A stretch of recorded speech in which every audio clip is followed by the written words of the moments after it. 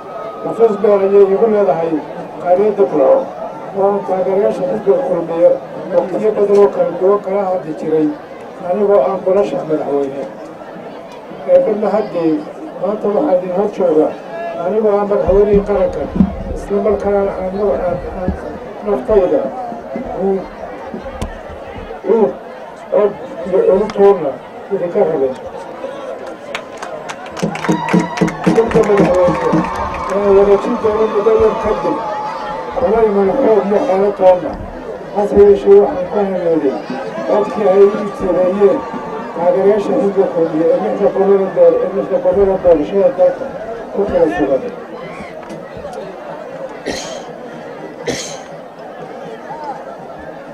dhacdada taariikhigahi waxay saameyn ku leedahay noloshayda qayb ka mid ah isla markaana ma aha midaan abidka ilaawi karo mudana yareeye mar weye anigoo munaasabadda ka faa'iidaysanaya waxaan jeclahay halkan uga mahad celiyo taageerayaasha haween iyo maalin hiig iyo hooba ila garab taagnaa mar labaad waxaan si weyn ugu mahad celinayaa dhammaan waxgaradkii aqoonyahaankii waayeelkii haweenkii iyo haddoorkii dhalinyarada oo codkooda suurto geliyey inuu kulmiyo guulaystay isla markaana aan noqdo madaxweynaha jamhuuriyadda soomaaliya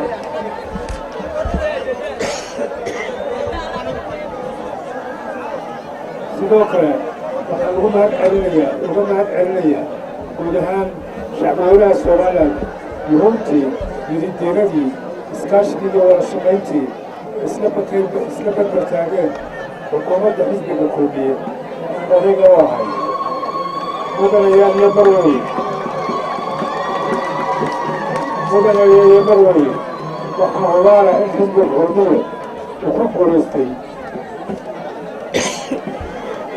hogaamintii talada dalka muddadiiba dalka dowladda ka ahaa waxaa hubaala in taageerayaashii noo codeeyey aanay guuldarraysan aanay isxilqaantayn isla markaana ayan fadkooda madnabase kaheefayn waxaan leedahay kulmiye wuu guulaystay dhammaanteedna waynu guulaysannay duca qabaya waxaa lamida ku fulan inay taladiinnii iyo shacabkeennii xubnaha lagu khasaarin waxaa lamida ku fulan in xukuumadda xisbiga kulmiye aad doorateen lama hadiyey mudanayo iyo marweye abaalkii aniga iyo xisbiga kulmiye u gasheen waxaanu ku gudnay inaanu dalka ka hirgelinay horumar ballaaran iyo isbeddel laxaad leh oo sida cadceedda ufaya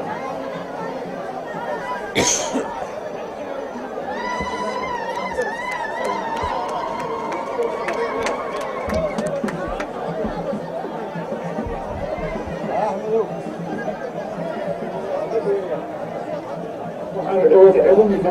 idinka dhignay inaanu fuulnay barnaamijka xisbiga kulmiye iyo ballamihii aanu idinku qaadnay waxaan leedahay taageerayaasha xisbiga kulmiye sida aad nooga isteen ayaan idinku hambaynay mudanayaal iyo marweye filkii ay doorateen waxaan ummadda jamhuuriyadda somalilan aan ugu maamulay si cadaalad sinaan iyo xaqsool caasha degaan kama xigsan gobolna gobol kale kama jeclaysa isla markaana man kala gawaysa intii ii codaysay iyo intii iga codaysay waxaan dalka ku soo maamulay muddadii aan qarankan hogaamiyaha ka ahaa dulqaad iskuwad danguud jacayl dulsooc la'aan danaysi nacayb iyo dareerooyanimo mudanayaal iyo marweye waxaa dalka ka dhici doona doorashooyinkii madaxtooyada jamhuuriyadda somalilan taasoo lagu dooran doono madaxweynihii bedeli lahaa isla markaana qarankan hogaamin lahaa shanta sano ee soo socda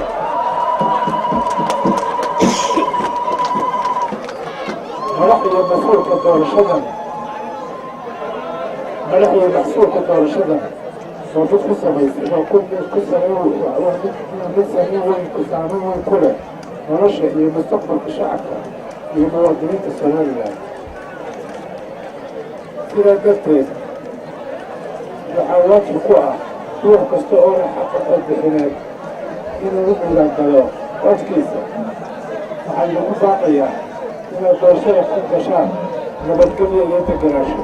sidoo kale waxaa lagu baaqayaa inaad ixtiraamtaan aragtiyaha iyo afkaartayda ka soo horjeeda. anigu waxaan ummadda isku dooray in hogaamiyaha ay bedeli doonaa inuu noqdo nolosha madaxweynaha xisbiga kulmiye Muuse Biixi Cabdi. waan kugu raacnay kaasoo ah siyaasi waayo-araga oo ay ku dheeran tahay karti hufnaan iyo aqoon badan. sababta waxay ku maamaadaa gobolkiinba la dhashay, shabadna la dhashay, sidiidna la cusay. marka waxay leedahay muuse ilaah iyo caaqifad dadna kuma dooran iyo aqoonteeda ma leeyahay. kow iyo soddonkii sannadood ee nolosha la dambaysay wuxuu ka mid ahaa raggii garabka iyo gaashaadka ii ahaa uga gaarnaadaa.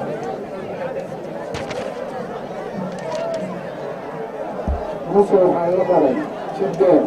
waxaa la degay jabal, arkaan geedjiraha waan wada seexan. sidoo kale jiidina waa wada cunay. iska daa wax kale eh jabad cidla ah labada yaro oo qura inagoo afarkaala qaada ina soomaaliya ku dubanay.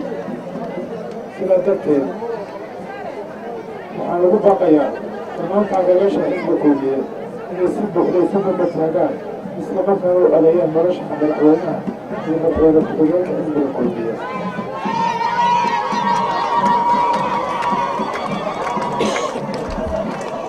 waxaan aaminsanahay mudane Muuse Biixi Cabdi uu yahay hogaamiyaha ugu habboon halkaa ka sawiri kara kursigii aan lahaa iyo horumarku uu dalku u baahan yahay mustaqbalka dhow iyo kabeer